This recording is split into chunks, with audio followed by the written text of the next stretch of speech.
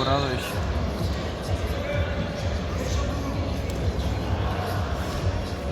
A dneska na Uradović su nešto тук на работа. Нищо, ще се видим друг ден. Не знам кой ден ке на работа. Ще се видим. Хайде, чао.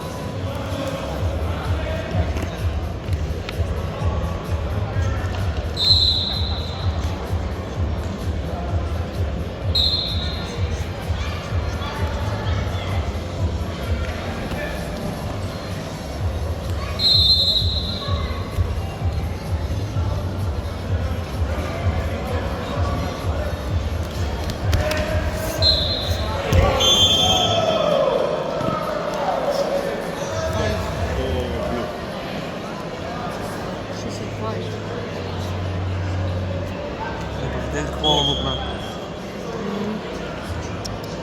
Je zou wel zien. Wat dan niet doen?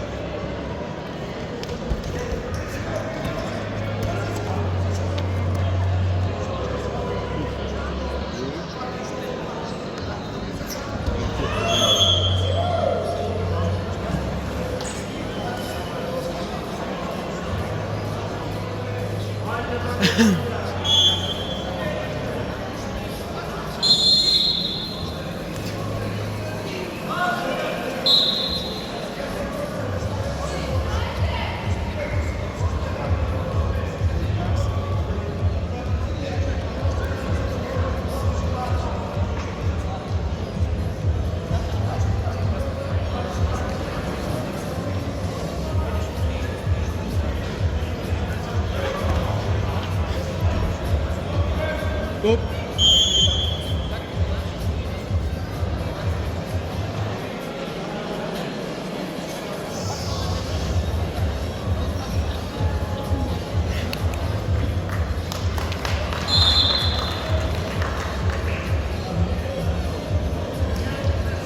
Winner of